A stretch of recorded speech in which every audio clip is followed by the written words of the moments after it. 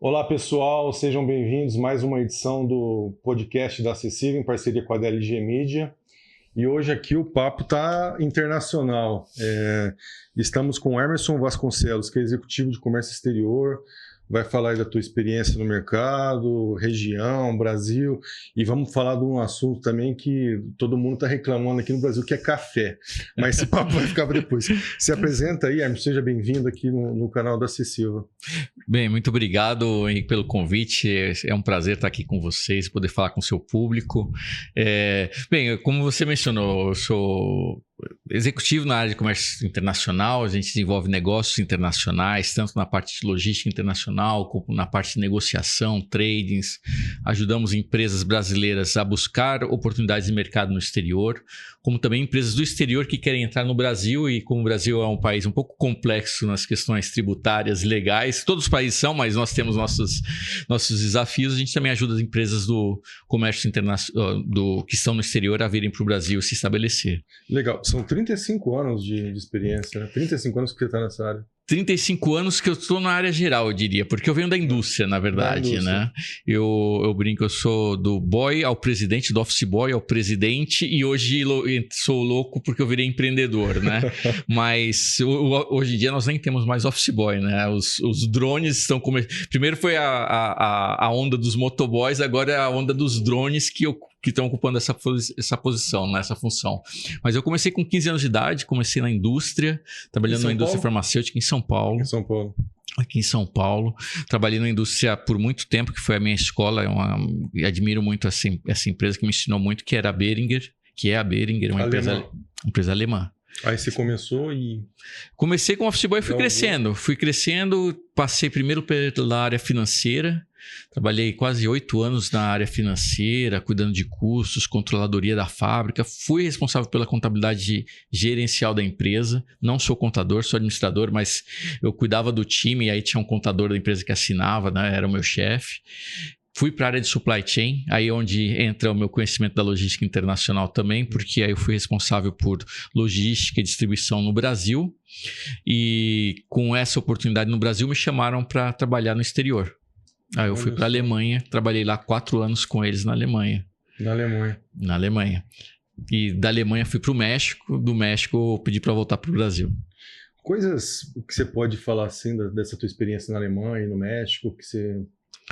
Olha, primeiro eu acho que é uma experiência incrível. Quem tiver oportunidade em algum momento na vida viver um momento da sua vida fora do Brasil, acho que é muito importante para você entender um pouco o que é o mundo, né? Nós vemos o mundo aqui, quando nós estamos no Brasil, muito pela tela, né? Muito pelo celular ou pela televisão, pelos jornais. Ficamos com alguns, não preconceitos, mas ficamos com aquelas questões. A gente olha para o alemão e acha que todo alemão está vestido com a roupa bávara, né? Com a roupa lá de cerveja da Oktoberfest, né? Mas não é bem assim, né? Então, eu tenho os estereótipos, né? Sim. E quando a gente vai para fora, a gente vê qual é a realidade dos países, entende um pouco mais da cultura deles, por que eles pensam dessa forma. Então, você vê o alemão, ele é um povo muito de engenharia, muito de exatas, são pessoas que... As grandes indústrias da Europa estão na Alemanha. Né? A Alemanha é uma potência, é a potência da Europa. Obviamente, a França também é um grande país, a Inglaterra, a Itália também industrial na parte automobilística, mas a Alemanha, do ponto de vista de indústria e tecnologia, é farmacêutica principalmente, Emerson? Farmacêutica, porque a Behringer é alemã, é uma empresa de um grupo familiar. Uma empresa de grupo familiar, é das famílias ainda, Behringer, até hoje. Tem algum medicamento? A Behringer mudou muito ao longo desde quando eu saí de lá. Eles saíram muito digamos, dos medicamentos, das terapias mais de massa, vamos assim dizer, e foram para especialidades, foram mais para a área de oncologia. Mas, por exemplo, até hoje a Behringer tem produtos como o Spiriva, que é um produto para COPD, né, que é para a parte obstrutiva crônica, ou a bronquite, né, que a gente tem ali do cigarro, né? Então, assim, você tem produtos... Nessa área respiratória, eles têm produtos na área de oncologia agora forte, eles têm uma área veterinária muito forte, um segmento na área veterinária muito forte ultimamente. Eles eram muito conhecidos antigamente, mas não são mais deles. Alguns produtos da linha de consumo, como o Anador, o Fim, o Buscopan, Eram produtos que, né, você falava desses produtos, todo mundo reconhecia a empresa e falava, já sei qual que é. Hoje eles já venderam esses negócios para outras empresas do segmento farmacêutico. Entendi. Você sente saudade de morar lá na Alemanha ou no México? Olha, eu sinto. Eu acho que assim, a Alemanha tem uma característica... Primeiro que você está no centro da Europa ali, fácil acesso a qualquer país na Europa, fácil movimentação. Não somente na Europa, mas no mundo. Você está 12 horas para cada lado, né? Se você vai para o Japão, você precisa de 24 horas. Ou para a China, né? Da Alemanha, você está ali em 12 horas, 13 horas para um lado quanto para o outro, né? Na Europa, a mobilidade muito fácil, um país muito organizado, muito limpo, né? E seguro. Até então, quando eu vivia aí, era muito seguro. E acho que hoje ainda segue. Tem seus novos desafios, mas segue. O México, outro país maravilhoso, acho que muito mais semelhante que o Brasil, muito mais próximo. A cidade do México foi onde eu morei, muito mais próximo do que a cidade de São Paulo, mas é um país culturalmente muito vivo, né? Então é um país que o mexicano ele gosta da cultura dele, ele fala, você pega um táxi, se você pegar um táxi do aeroporto até o seu hotel ou até a empresa que você está indo, onde você quer que esteja indo, ele vai te falar sobre a cultura dele, ele vai falar sobre os pintores mexicanos, ele vai falar sobre a Frida Kahlo, ele vai falar sobre os museus, sobre os sítios arqueológicos. Então é um pessoal que gosta muito da cultura e eles realmente vivem aquilo. É algo vivo. São mais educados também? Não, eu acho que eles são bem semelhantes aos brasileiros. Talvez o que eu sinto aqui um pouco é que, um pouco diferente do brasileiro, aí sim no México, infelizmente, talvez a diferença social seja ainda mais perceptível do que no Brasil, mais acentuada que no Brasil. Aí eu acho que, pelo menos no momento que eu vivi lá, novamente, eu vivi no México fazem já 15 anos que eu saí do México, muita coisa mudou, obviamente, mas é um país maravilhoso. Meu filho nasceu no México. Tem um mexicano em casa. Aliás, meu filho fala que ele é o exemplo da globalização. Ele é nascido no México, então é mexicano por território, né? Porque ela é por terra. É brasileiro porque é filho de brasileiros. É italiano porque tem a família da minha esposa italiana. E também, pro lado da família da minha esposa, tem a descendência japonesa. Teoricamente, ele até poderia buscar também o caminho japonês. Mas, então, ou seja, ele não pode reclamar que ele tem acesso ao mundo inteiro. Como a minha filha também, né? Minha filha é brasileira e italiana, né? Então, tem boas... Aí você voltou aqui para o Brasil e aí como é que... Conta um pouquinho dessa história. Eu voltei para o Brasil, fiquei mais um tempo na Behringer, saí da Behringer, fui para outra empresa europeia, Sandoz, saí de uma empresa de pesquisa, né, de muito foco em marca, né, pesquisa e desenvolvimento, e fui para Sandoz, que é uma empresa de genéricos, é do grupo Novartis.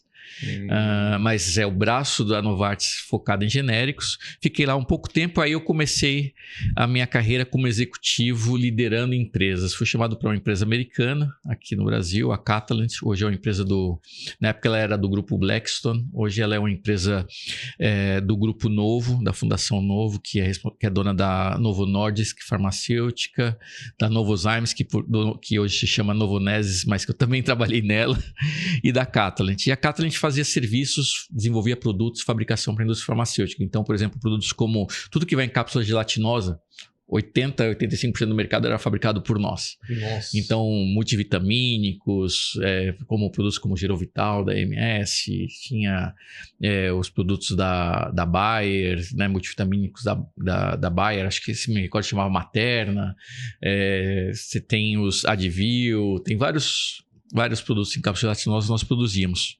Saí de lá, fui para a Novonesis, empresa dinamarquesa. Na época, ela ficava abaixo da fundação, mas uma empresa de capital aberto na Bolsa de Copenhague. E ali na Novozymes, na época, hoje Novonesis, eu fui trabalhar com biotecnologia industrial. Então, tudo que é enzima para aplicações industriais. Então, eu estou falando de enzimas para conseguir produzir etanol de milho.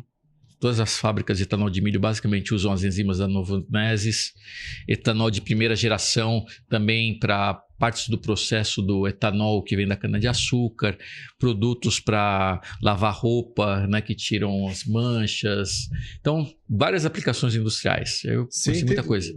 Nessa sua área aí, nessa sua andança pelas empresas, você também se especializou, porque você não foi lá só para também liderar, né? Você você chegava a se especializar naquelas áreas, né? Eu tinha que conhecer as áreas. Para poder, né?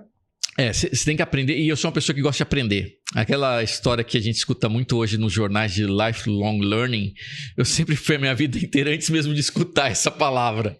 Porque você viu, eu passei pela área financeira, supply chain, passei pela área de marketing e vendas nas farmacêuticas, depois fui liderar empresas. É bom que você entende de ponta a ponta. Ponta a ponta. Então, esse foi o que eu sempre busquei. E quando eu mudo de área de segmento, eu sou uma pessoa que gosta muito de modelos de negócio. Entender quais são os modelos de negócio, o que fazem com que as empresas tenham sucesso e o que realmente, quais são os pilares que sustentam aquele tipo de negócio, né? Então você fala assim, ok, por exemplo, na Novonesis, que tem vários pilares, desde o agro, químico, limpeza, têxtil.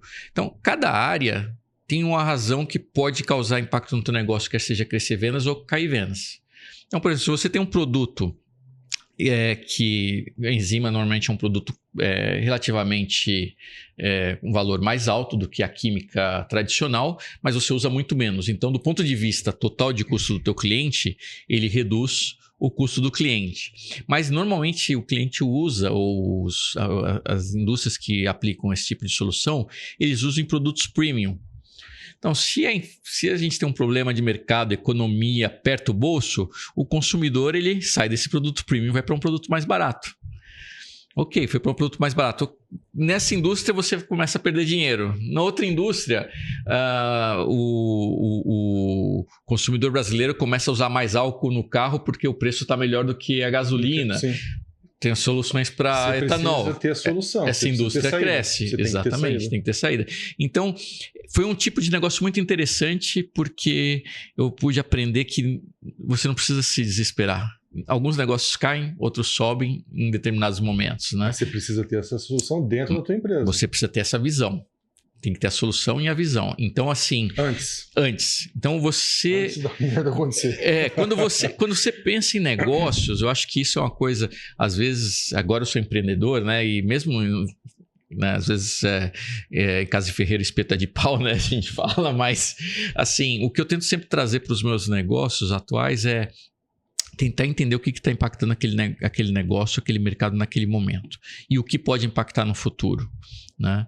Então, eu acho que o empresário brasileiro ele precisa pensar nisso, principalmente aqui no Brasil, que a gente tem muitos altos e baixos na economia, muitas situações não somente internas, mas também externas que impactam na vida. Tem muita especulação, não tem, Emerson? Muita.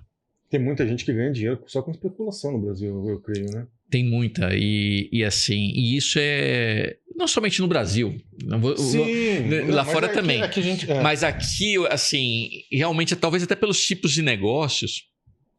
Outro dia eu tive um cliente que ele me ligou, na verdade ele não era meu cliente, ele passou a ter contato comigo depois dessa situação, porque ele estava comprando açúcar no Brasil e tentou fazer contato com um fornecedor antigo dele, que na verdade essa empresa não existe mais porque ela foi comprada por um dos grandes produtores que é o que acontece, né, recentes no mercado, como Raízen, como Tereos e tal, e uma delas que comprou esse produtor, e ele entrou em contato com eles e começou a fazer negócio, discutir, entrou no site, pagou 30% do negócio. E aí, na hora de embarcarem um produto, começaram a enrolar para embarcar o produto. Queriam que ele pagasse mais, chegasse em 70% e não sei o que mais. Aí, na hora que começou, ele pediu os documentos de embarque e tal. Eles mandaram. Aí ele falou, cara, tem alguma coisa estranha aqui. E aí, através de um conhecido em comum, eles me mandaram a documentação, me mandaram a empresa. Eu olhei aquilo. Primeiro que já pelo documento você já identificava que era uma fraude. O documento não... Uma informação não batia com a outra. Nossa. E aí eu fui identificar, era uma empresa que se identificava como Biosev, né? Respeitando todos os direitos autorais das marcas na nossa conversa, mas as empresas eram um grupo de falsários que estavam usando o nome dessa marca que já não é aplicada mais. E eles... Quanto que foi o tombo?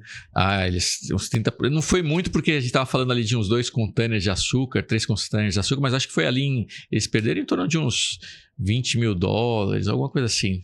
Nesse contexto. Mais de 100 mil reais. Né? Então assim... É um montante bom, né? Pô. É um montante bom. Então, o que o estrangeiro tem muito medo nesse mercado internacional, né, na área de negócios internacionais, são de situações como essa, né? Então, às vezes eu tenho um cliente Eu tenho um cliente atual que ele fala, ele não é o cliente final do produto. Ele redistribui os produtos. Por quê? Porque os clientes finais dele, que teriam condições de vir direto no Brasil por volume e tudo mais, para fazer a compra, não querem. Porque eles têm medo. Eles Porque têm medo. alguém um dia já foi tapeado. Ou muitos foram tapeados. De novo, tem dos dois lados. Eu também tenho clientes no exterior. Tenho empresas no exterior que vêm pedir produto. Na hora que você começa a checar, vai verificar, são também trambiqueiros internacionais que de alguma forma vai ganhar. Tem dos dois lados. Que doideira. E vamos falar agora do teu lado empreendedor, né? Você é responsável pela Trop. Isso, a Trop. Conta um pouquinho como que nasceu, como é que tá essa situação. Legal. O que a Trop faz? A Trop, nós somos uma empresa de negócios internacionais hoje em dia. Na verdade, a Trop ela começou há praticamente 3 anos, mais focada na logística internacional, ou seja, fazendo agenciamento de cargas internacional. Transporte marítimo, transporte rodoviário aqui no Mercosul, transporte aéreo, seguro internacional. Então, dando suporte aos clientes nesse segmento. De um ano e pouco para cá, já era uma ideia entre os sócios, nós olhamos e falamos, poxa, nós temos conhecimento do mercado internacional, temos experiência, já vivemos em diferentes países, temos muito contato lá fora, vamos começar a desenvolver negócio para o pessoal, porque a gente entende que tem essa oportunidade, tanto para as empresas brasileiras irem para fora. O empresário brasileiro é muito focado no Brasil, por N fatores. O que falta? Falta informação? Eu acho que tem um pouco de tudo. Medo? O que eu acho que tem uma parte, por exemplo, para muitos empresários, o mercado brasileiro já basta para o que ele quer.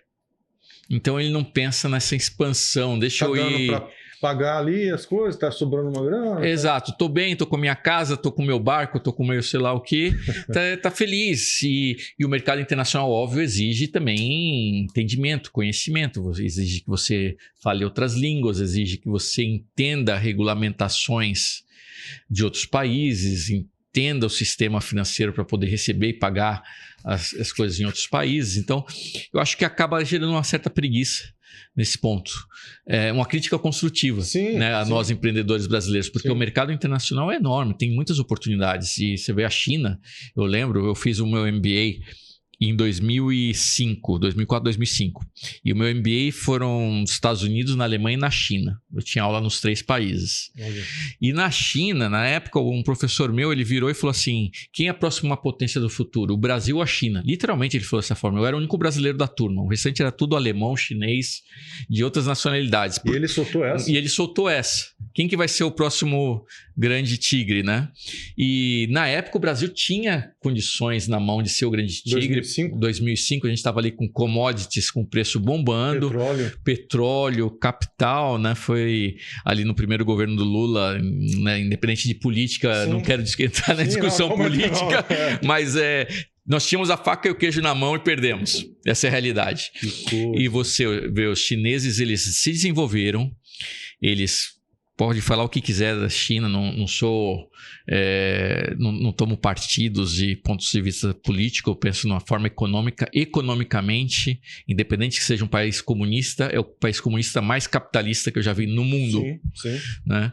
Eles se desenvolveram, eles investiram na educação, a molecada lá estuda até de fim de semana, tem aula. Eles investiram em tecnologia, em conhecimento. Demais, né? Primeiro eles fizeram coisas baratas. Realmente, a qualidade nisso na China não era o forte, não era bom. Mas isso foi anos 80, 90? Anos 80, 90. A partir dos anos 2000, a virada foi justamente aí quando eu estava no meu MBA ali. Entre 2005 e 2010, a China fez a virada de chave para a qualidade. Então, eu lembro que eu tinha até uma amiga no MBA que ela era da compradora da Siemens e ela falava que ela tinha medo de comprar da China porque ela comprava as coisas e às vezes chegava um container com uma coisa que não tinha nada a ver com o que ela tinha comprado, na especificação dela. Mas se você pegar hoje, assim, se desenvolveu. Hoje você vai para a China, a primeira logística da China é incrível. Eu mesmo, quando falo com algum parceiro lá, na parte de logística internacional, o navio vai sair daqui a 2, 3 dias, eles conseguem colocar sem problema nenhum. Se falar isso aqui no Brasil, é um desespero fazer a carga chegar no porto, né? Então, eles se desenvolveram bastante. Eu acho que tudo isso que eu te mencionei faz com que, às vezes, o empreendedor brasileiro não tenha medo, tenha receio, não conheça essas dinâmicas, e aí com isso a gente acaba não explorando tanto essa oportunidade. E aí a Trop está explorando para esses clientes, ajudando esses clientes a explorarem essas oportunidades. Que legal. E o professor, e aí? Qual que foi a decisão? Na sala... Você defendeu o Brasil. Não, é óbvio que a gente eu defendi o Brasil porque era o único ali, mas na verdade foi você vê, ele fez ele não preveu o futuro porque na verdade ele não deu uma conclusão quem ia ser o melhor, mas ele... Ainda, né? O Brasil é muito rico. O Brasil tem muito recurso, né? Nós temos... ainda, não dá pra gente... Eu acho que sim. O que eu acho que nós precisamos saber é ter estadistas. Eu acho que o Brasil precisa aí desenvolver melhor a sua capacidade e valorizar, né? Ter estratégia, ter estratégias comerciais, ter... Parar de entregar o Brasil. Ter posicionamento, saber posicionar, saber negociar. O Brasil, quando eu estava na Novo Onésio, a gente começou a desenvolver junto com... os políticos em Brasília, nós discutimos muito. Eu fui presidente de uma associação industrial, né, representando a indústria, e nós estávamos sempre tentando desenvolver uma frente parlamentar para bioinovação, biotecnologia no Brasil, porque nós temos biomas incríveis, nós temos a Amazônia, nós temos Cerrado, nós temos o Pantanal. Então você consegue encontrar produtos sem destruir o meio ambiente, consegue encontrar produtos e desenvolver esses produtos desses ambientes. E na época foi não ia para frente. Hoje, graças a Deus, o pessoal conseguiu avançar e hoje existe uma frente parlamentar da bioinovação, hoje já foi criado. Mas você vê, são oportunidades que o Brasil precisa se posicionar, porque é tecnologia. O Brasil tem que parar de ser somente, não que seja errado, mas pensar somente, eu vou ser o fornecedor de comida para o mundo. Não, mas eu quero fornecer produtos elaborados. A nossa agricultura já é... Que o valor agregado é maior, né? Que o valor agregado é maior. Nossa agricultura já é de alta tecnologia. Nós usamos equipamentos de alta tecnologia, usamos a forma de agricultura muito avançada, mas a gente precisa começar também a desenvolver a indústria. A indústria brasileira precisa avançar. É isso. Emerson, vamos falar agora que eu tinha comentado ali no começo sobre café. Nosso cafezinho de cada dia. Nosso cafezinho. Qual que é o vilão? O que a gente pode falar sobre Para onde vai o nosso café também? Porque muita gente fala isso. Puxa. O nosso café bom, aquele top, premium, vai para a Itália, vai ser envasado lá. É verdade isso? O que você pode falar a respeito disso? Que você tem, me falaram aqui que você tem um conhecimento legal aí no café. Eu tento. Como eu falei, eu gosto de aprender. Eu gosto de aprender, ler, entender. Olha só, bem, o nosso cafezinho de cada dia está virando ouro, né? Daqui a pouco é um produto de luxo, não é uma commodity mais. Embora a gente chame de commodity, mas ele... tá virando já preço de ouro. Cara, o que eu vejo assim... Bem, primeiro, o Brasil é o maior produtor de café do mundo. Basicamente, nós produzimos 40% do café global plantado, né, colhido no Brasil. Né? Você pega os países que hoje produzem café no mundo. É Brasil, por incrível que pareça, Vietnã, um país pequeno. Colômbia, conhecido, né? O famoso café colombiano, que aliás os colombianos souberam fazer o marketing muito bom. Ou seja, eles têm um bom café, mas eles souberam fazer o marketing muito mais que a gente. Hoje você vai para a Europa, o pessoal fala café colombiano, todo mundo fala, não, esse é café de primeira qualidade. Café brasileiro, mais ou menos, tal, não sei o quê. Tem mudado esse conceito, mas é uma questão de marketing, não é que o nosso café é pior. Nosso café é igual ou tão bom quanto, mas foi uma questão de que lá atrás os colombianos começaram a trabalhar o mercado de uma forma muito mais elaborada do que nós no Brasil. Né? De novo, aquela visão do mercado interno contra o mercado internacional. Sim. A gente não promoveu o nosso produto lá fora tão bem. Hoje já está mudando um pouco a régua, já estamos avançando bem. Aí você pega Indonésia, outro país que é um grande produtor de café, e encerra com Etiópia na África. Etiópia é o quinto maior produtor de café do mundo. Né? Então você pega esses países, basicamente 90% do café está aí na mão deles. E se você olhar por que esses países são importantes no café, porque eles têm solo bom, arável, eles têm clima O café precisa de bom clima, um clima tropical, mas também microclimas. Alguns desses países têm altas altitudes, igual aqui também no Brasil, você tem café na montanha. Alguns deles, alguns microclimas têm um solo vulcânico, que é muito bom, né, em nutrientes para a parte de cafeicultura. Então você pega alguns cafés na América Central mesmo, Nicarágua, Honduras, Guatemala, usam muito áreas próximas aos vulcões para o plantio de café. Então, essas regiões, esses países acabam consolidando esse bom clima com café. E se você vê na parte geográfica, está ali basicamente próximo ao Equador, um pouquinho acima, ou o Brasil, que está boa parte para baixo do Equador, mas estamos ali no Equador, né? E a gente exporta muito, no caso do Brasil, nossos principais clientes aí é a Europa.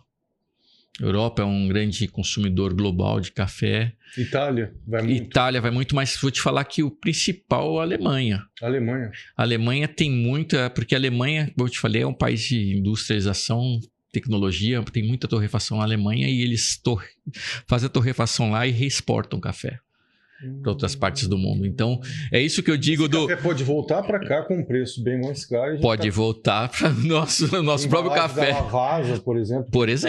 E a gente está tomando café brasileiro. Por exemplo. Nespresso. Que coisa. Ou seja, é isso que eu digo de nós como empreendedores brasileiros.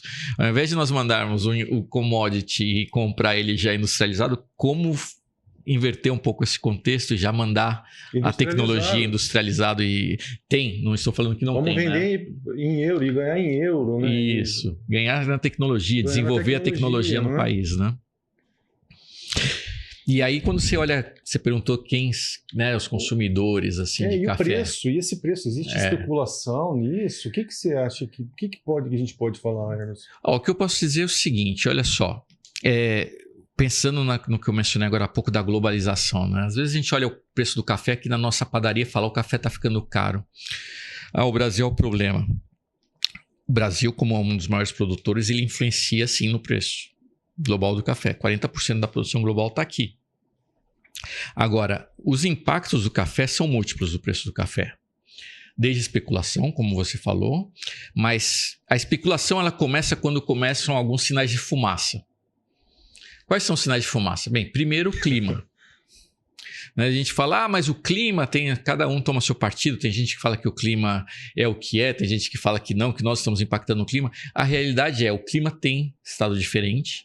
Então, a gente vê períodos de seca muito mais amplos do que no passado, né? Hoje eu vejo São Paulo, quando eu era criança, não sou tão velho assim, mas quando eu era criança, São Paulo era São Paulo da garoa. Literalmente, chegava ali a época de junho, julho ali, aquela época... Nem tem mais garoa, né? Hoje em dia não tem mais garoa em São Paulo. É isso aí. Terra da garoa. A terra da garoa acabou. Né? Hoje você pega São Paulo, 32 graus. Tem poluição continua. Continua, isso não acabou. Isso não muda. Mas o clima é um fator importante, a gente tem tido algumas, e não somente no Brasil, porque aí você pega esses 5 grandes produtores globais que eu te mencionei, eles sofreram, até por suas regiões, eles sofreram ou com muita chuva ou com muita seca. E em momentos de chuva e seca alternados de forma a impactar negativamente a lavoura. Então, não é que... o café precisa de água também, como toda cultura. Claro. Mas água no momento certo. Se a água vem no momento, por exemplo, de colheita, você não consegue colher o café. Você não consegue secar a cereja do café, né, que a gente chama cereja de café. Vai perder o café ou vai atrasar a colheita, e isso começa a impactar em produtividade, em qualidade. Ou você começa a ter seca, você começa a ter perda da lavoura, né? Se você tem o calor muito forte em momento incorreto, começa a secar a planta. Ou você tem frio, geada no momento que não é para ter, os frutos acabam secando no próprio pé, aí você tem um problema grande para a planta. Então, o clima tem sido um grande problema. No ano passado o clima impactou. Então esse é o primeiro fator, clima. Brasil teve aí uma quebra de safra que dizem que está em torno de 2% a 3%. Parece que não é muito, mas teve regiões do Brasil que chegaram a ter impacto de 20% na quebra, né? Quando você vai ali Espírito Santo, sul de Minas, são várias situações que vão juntando. Então, clima é um. O outro fator que impacta também muito no preço é um fator que impactou muito no ano passado foi a nova regra europeia de só comprar produtos de áreas, de não comprar produtos de áreas que foram deflorestadas. Nossa, esqueci a palavra em português, agora me lembro da palavra em inglês, mas que você tem que comprar produtos de fazendas que estão certificadas que elas não cortaram as árvores de forma ilegal, que não usaram, né, fizeram coisas ilegais no seu terreno. E essa legislação europeia de desflorestamento, ela tinha uma regra que a partir do dia 31 de dezembro, nenhum produto que viesse de fazendas que não tivessem a certificação poderia entrar na Europa. Então, muitos produtores europeus anteciparam suas compras. Então, as empresas torrefadoras da Europa começaram a comprar produto que nem louco entre junho, julho, agosto, setembro, porque eu não sei quem que vai conseguir cumprir essa regra nova da Europa ou não. Faltou café aqui pra gente. Será que faltou pra gente. Foi isso. Isso teve a falta. Claro, tem menos, vai cobrar mais caro. Na verdade, não só para nós.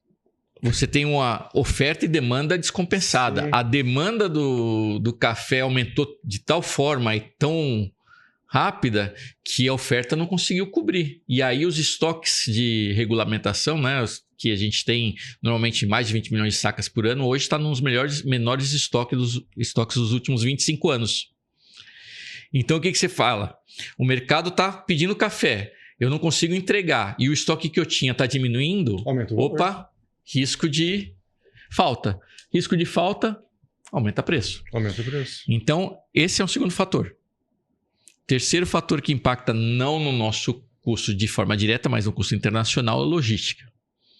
A logística tem sido muito complexa no último ano no Brasil. Pontos de sempre que a gente já fala, né? A questão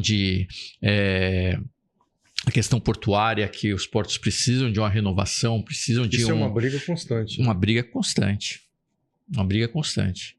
Você tem portos que precisam avançar mais tecnologicamente. Como eu falei, na China, as coisas caminham em 1-2 dias. Aqui no Brasil, você não sabe. Eu tenho uma situação recente. Eu faço um booking. O booking é quando você reserva o espaço no navio. O armador fala, ok, tem um espaço, embora nem sempre ele tem. Isso é um outro problema. Tem um espaço, pode seguir. Aí eu vou tentar retirar os containers para poder estufar. Não tem container? Não tem container. Tem falta de container? Falta de container. Principalmente quando a gente fala de container de 20 pés. Que é o maior. Que é o menor. O menor. Você tem o de 20 e você tem o de 40. E o de 20 pés é muito utilizado por causa justamente o custo-benefício do peso. Então você pegar, por exemplo, um container de 20, cabe 27 toneladas de açúcar, por exemplo, né? 20 e poucas de café. Então o custo-benefício é o melhor. Só que é o container que menos tem no mercado. Digo, comparado com o de 40, tem menos. Então, você vê, começa a complicar a logística, porque se você não tem um container, você não pode cumprir o booking, a tua reserva. Se você não tem a tua reserva, dependendo de quanto tempo antes que você cancela a reserva, você, ok, passa a reserva para frente, dependendo do tempo, você tem que pagar multa. Aí começa o custo para o exportador. Opa, multa porque eu tive que alterar a reserva. Aí, se você tira o container, o navio tem tido muito também, em torno de 50%, 50 e poucos por cento dos navios no ano passado no Brasil mudaram, alteraram data, atrasaram. E aí você tem o seu planejamento, porque você tem um prazo. Você tira o container, o armador, né, que é o dono do navio, ele fala, olha, você pode usar esse container retirado de 5 a 15 dias, vamos assim dizer. Você tem no teu contrato. Vamos dizer que fosse 5 dias. Aí atrasou. Se ele atrasou e você já está com o container, você começa a pagar a diária do container para o armador, mesmo sendo ele que atrasou.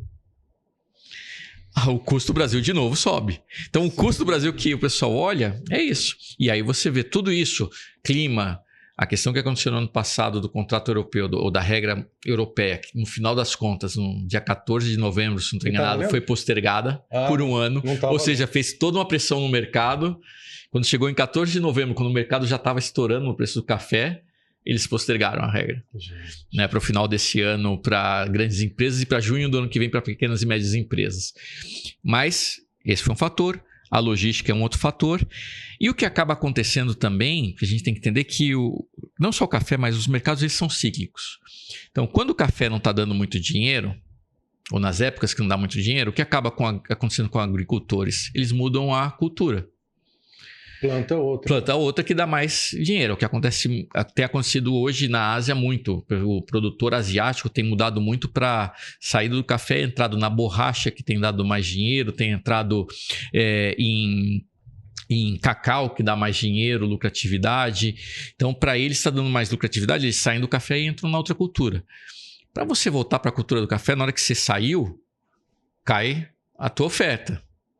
Se a demanda está alinhada, tudo bem. Se a demanda começa a subir e a oferta caiu, impacta no preço. Para você voltar a ofertar o mesmo padrão que a demanda está subindo ou está exigindo, você precisa de novo investir mais 2, 3 anos na cultura do café para conseguir. A planta começa a dar realmente frutos no 3 anos e meio, 4, vai dar um auge de produtividade ali nos 4,5. Intervalo aí também. Nós estamos nesse intervalo. Então a gente vai ver muita gente plantando café agora, porque está vendo que o café subiu para $400, dólar libra, né? Lá em Nova York. Então, Nova York, Londres, agora me confundi qual dos dois. Mas o preço vai subindo, um monte de gente começa a ver que está dando uma ótima rentabilidade, vai voltar para o café. Então, daqui a 2, 3 anos... Vai ter oferta de café. Aí a gente pode tomar mais tranquilo. Eu espero que a gente possa tomar antes, porque vai ser duro segurar tanto tempo. Qual que é a tendência? Vai aumentar mais ou vai manter nesse... Olha, eu acho que a tendência é manter preço alto, pelo menos nesse primeiro semestre. Nós estamos hoje com café, chegou na semana passada a 440 libra peso. Hoje está em torno de... Eu estava vendo hoje pela manhã, 394, caiu. O café tem isso também. Não é algo que vai subindo aos poucos e eu caindo aos poucos. Ele sobe de repente, cai de repente também. Então, seja em questão de uma semana, caiu 10%. Mas o que acontece? No Brasil, a gente aumenta o preço do café, o brasileiro dá um jeitinho, toma um café e tal, faz, né, fecha o olho e vai em frente. No exterior, esse negócio de inflação, os caras não aceitam. Então, já começa hoje alguns movimentos de compradores lá fora que não querem pagar esse preço. Então, eles preferem segurar, esperar para ver. E agora eu já escutei, por exemplo, na América Central mesmo, conversando com um produtor da América Central outro dia, ele falou, olha, mesmo com a bolsa estando lá 420, 430, eu não consegui vender. Me ofereceram a compra 390 já na semana passada, né? Hoje ofereceriam menos ainda. Então é tipo, ou eu vendo, ou eu vou ter que segurar e pagar para ver. É uma aposta. Se eu segurar mais, pode ser que o preço comece a cair, aí eu perdi a oportunidade. Mas tem gente que prefere segurar e apostar. E aí entra o que você falou de especulação. Aí são os movimentos especuladores. Ou seja, tudo isso que vai impactando no preço cria esses momentos de especulação. Gente comprando ou vendendo, pensando em ganhar dinheiro com essa variação de preço. Entendi. Ué, Emerson, e nossa região aqui é promissora para o comércio exterior? O que você pode falar aqui Porque tem muita indústria, né? Não, eu acho que muita indústria e também dos dois lados, né? Tanto importação como exportação. Não, eu acho que nós temos uma região... Bem, a região Nordeste Paulista é uma região rica, tanto na parte agro quanto na parte industrial, como você mencionou.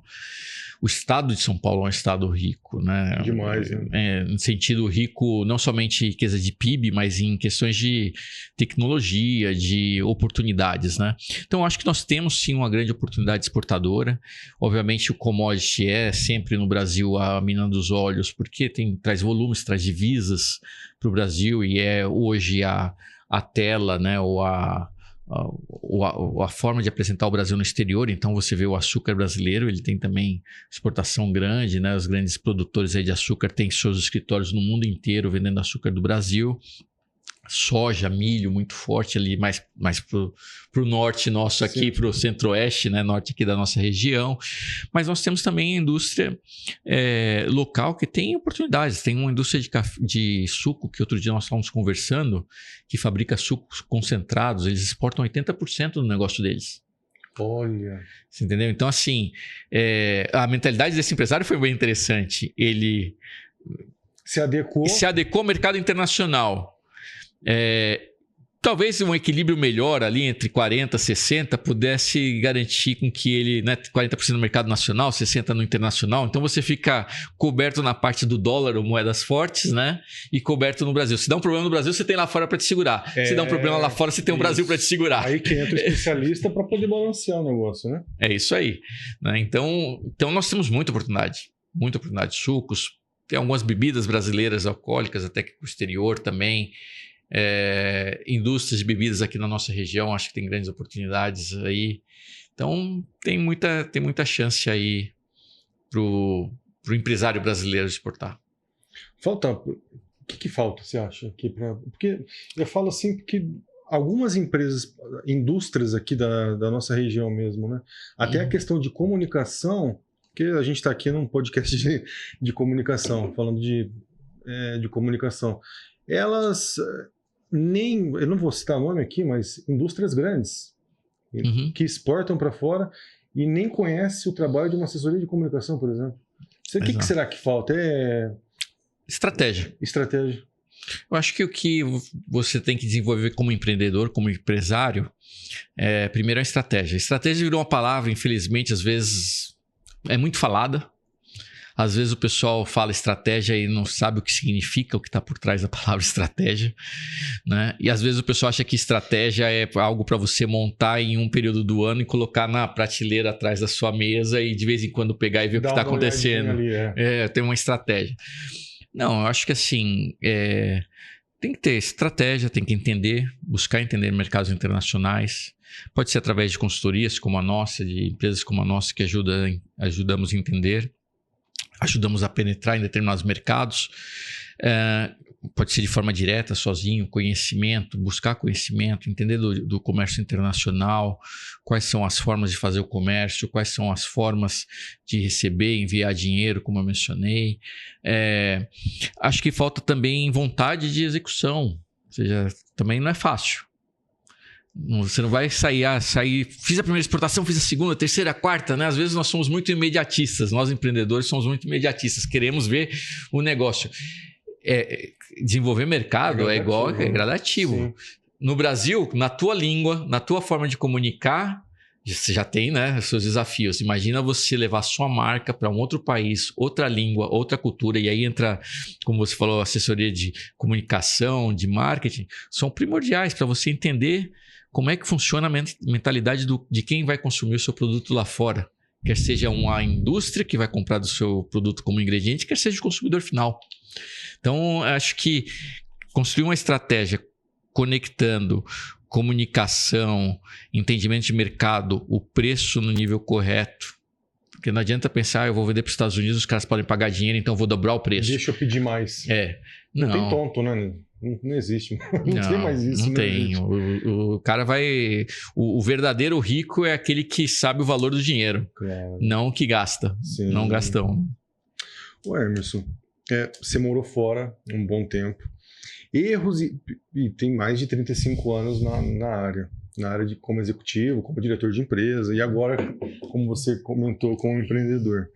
Erros e acertos do Emerson. O que você mudaria? O que você faria diferente aí na vida do Emerson? Nossa, essa é uma pergunta. Dentro do mundo empresarial, vamos deixar o negócio. Meu Deus do céu, é uma pergunta para pegadinha essa daí, hein? Não tá, Mas, assim, de uma forma geral, eu diria que é difícil você falar de erros e acertos porque você só sabe o que acontece naquele momento que você vive, né? Então é fácil hoje nós olharmos para trás e falarmos, poxa, em tal situação eu deveria ter feito tal coisa. Ou falar porque o outro deveria ter feito tal coisa. Cara, na hora que você estava ali, aquelas condições que estavam naquele momento, era a melhor decisão que você tinha.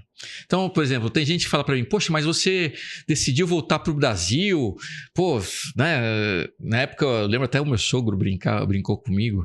Eu queria voltar para o Brasil porque a família da minha esposa morou no exterior e ela cresceu na Europa, longe do restante dos familiares, né? E quando meu filho nasceu no México, a gente falou, vamos voltar para o Brasil para criar essa conexão com a família, porque como expatriado, como eu era, a cada 5 anos você pula de país. Nunca mais você volta para o seu país. Basicamente, essa é a regra do jogo. Você está pela empresa, levando a cultura da empresa em várias partes do mundo. E eu pedi para voltar. E aí, na época, meu sogro falava assim, cara, você tá louco, você vai voltar pro Brasil. Você tá lá, você tá numa multinacional, você é expatriado, não sei o que lá. Então você fala assim, foi um erro? Não sei, cara. Minha vida mudou muito. mas eu também estava numa posição gerencial. Depois dessa volta para o Brasil, eu virei presidente de empresas, presidi 3 companhias, tenho o meu negócio. Aí você fala, de uma perspectiva pode ter sido um erro. Por outra perspectiva, foi uma decisão acertada. Sim. Porque eu me desenvolvi muito. Moro numa cidade boa. Adoraria morar em Rio Preto, inclusive. Mas minha esposa, o calor de Rio Preto é um pouco mais apertado para ela. Você mora mais em São Eu moro Paulo. em São Paulo. Eu fico em Rio Preto. Venho uma vez por mês e fico uma semana aqui. Mas eu gosto muito daqui. Você mora mais em São Paulo. Mas eu falo, Rio Preto é a Califórnia brasileira. Cara. É uma cidade bem organizada, uma cidade limpa. É muito boa. Uma cidade muito agradável. Eu sou de Fortaleza, sou uma cidade quente também, então, para mim, eu vivo bem. Legal. E qual, assim, para a gente finalizar agora, qual dica você dá para o jovem que está querendo entrar nesse mercado de comércio exterior, que está assistindo a gente aí, que o Emerson pode falar para ele? Primeira coisa, aprenda línguas estrangeiras. Tente o inglês, o espanhol, pelo menos essas 2 línguas.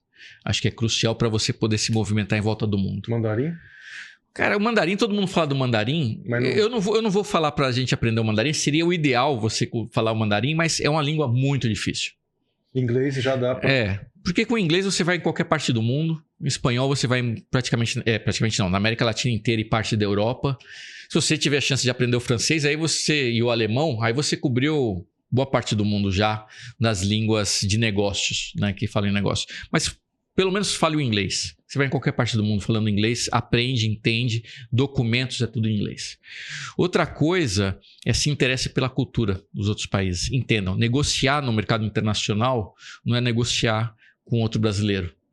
Tem características diferentes, tem posicionamentos diferentes, tem uma questão cultural na hora de negociar. Então, seja você negociar com um francês, ou negociar com um alemão, ou negociar com um chinês, ou com um judeu, é muito diferente de eu negociar com outro brasileiro que não tem nenhuma dessas descendências. Não estou falando que nenhum está certo ou errado, eu só estou falando que é diferente. Então, você ter essa oportunidade de buscar entender a cultura do outro. Entenda a cultura de com quem você está falando. Se eu estou falando com um árabe, deixa eu entender a cultura do árabe. Se ele é muçulmano, deixa eu entender a cultura muçulmana. Isso impacta na hora que você senta na mesa para fazer negócios. Tanto na forma que você conecta com as pessoas, como na forma que você monta a tua estratégia de negociação. E outra coisa que eu falo hoje em dia, entenda sobre inteligência artificial. Pode aparecer que não tem nada a ver com comércio exterior, mas na minha opinião tem a ver com tudo hoje em dia. É a palavra da vez, mas não é só a palavra da vez, é a tecnologia que está mudando a forma de trabalho no mundo. Então, inteligência artificial, os contratos, os smart contracts, né, que estão envolvidos com as criptomoedas também. Isso vai, na hora que chegar tudo de uma vez, e logo está chegando aí tudo de uma vez, isso vai mudar a forma do jogo do comércio internacional. Quem tiver educado com educação, já entra nadando, já está nadando. Legal. Tá Emerson, bom? Obrigado aí pela participação, foi uma aula aqui pra gente. Imagina, obrigado por ter convidado. Legal. Prazer. Obrigado, gente. Mais uma edição aí. Tchau, tchau.